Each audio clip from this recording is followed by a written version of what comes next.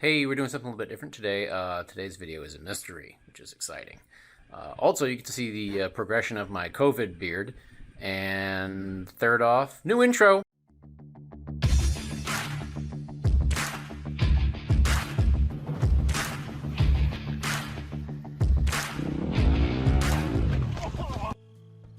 Let's see what we have here. Wait a minute. What's that? It's a square island. Why is there a square island here? Oh, let's try this. Okay. Alright, as I'll dry, there's Royal Avenue. What? What happened? There's 2011. There's 2006. There's 2005. It's not there! What in the... So I'm hiking out here. Solve kind of a mystery. I was looking on Google Earth and I found this very strange square plot of land in the middle of a lake. Not the middle. So this is Fern Ridge Lake over here. And it is, well, this road I'm walking right now used to not go across the lake because they put in a dam and it all got flooded. I don't know much of the history on that. I'm sure I can look it up, but anyway, it's super shallow.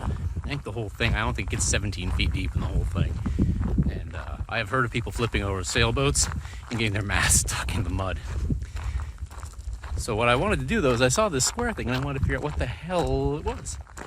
So I am gonna walk out here and put the drone up in the air and see if I can find out. Yeah, so I wasn't able to get as close as I wanted because the water level was still high enough that this was still an island. Usually the lake is full from Memorial Day to Labor Day or thereabouts, so it can be used for summer fun and such. After that, they lowered the level for winter, so I put the drone up, got some video, called it a day. So after my initial trip out to the lake, I knew I was going to hold off until later in the year once the lake level had been lowered and things had dried up a bit. But in late August, Lane County Parks made this post on their Instagram account showing the lake map from 1967. Well, since they manage several parks around the lake, I figured maybe they might know the source of the mysterious square island. And so I reached out and asked if they could tell me something about it. And they thought it was interesting and they were going to see if they could get an answer. And that was 24 weeks ago. Still waiting.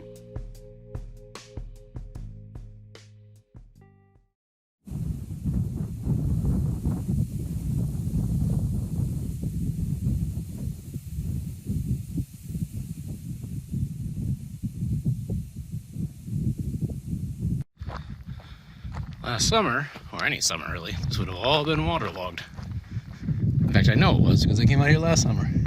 Walking out here in 90-degree heat. Well, there's the box. We're almost there. I think I can walk right up to it. Because that road looks like it goes just about there. And hopefully there'll be a sign that'll tell us what the heck that thing is.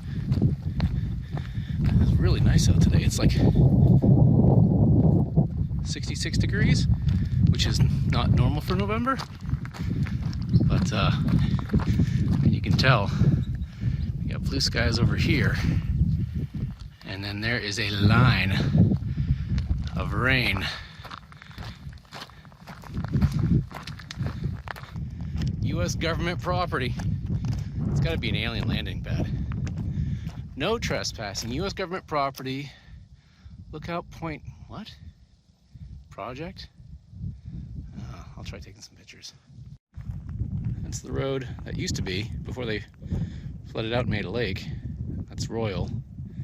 There's 126 down there. I'm seeing clam shells, maybe mussel shells. Fresh. I want to say freshwater mussels are a thing, but nothing really explaining what this is. There's these restricted signs saying it's federal government, but doesn't say what it is or why it is, which makes no sense to me. But that's a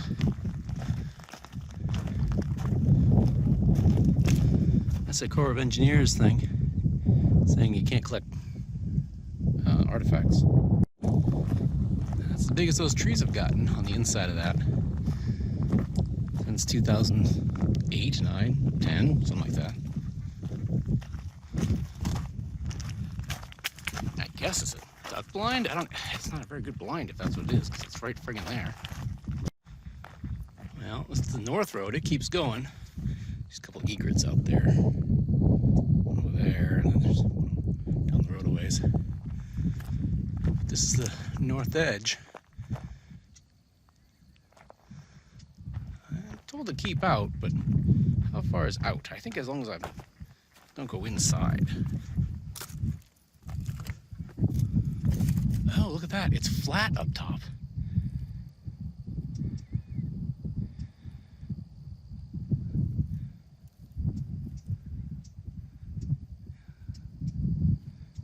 I have no idea what this is here for.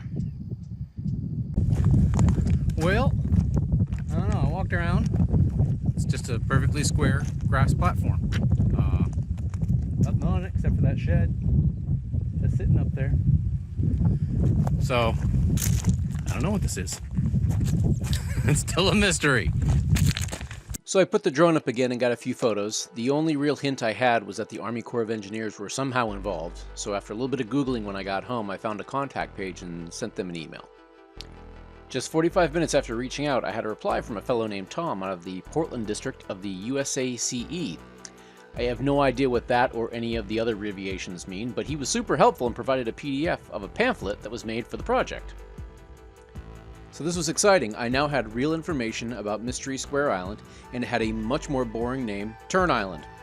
It was a project to get Caspian terns to stop nesting at the mouth of the Columbia and gobbling up all the salmon and go elsewhere.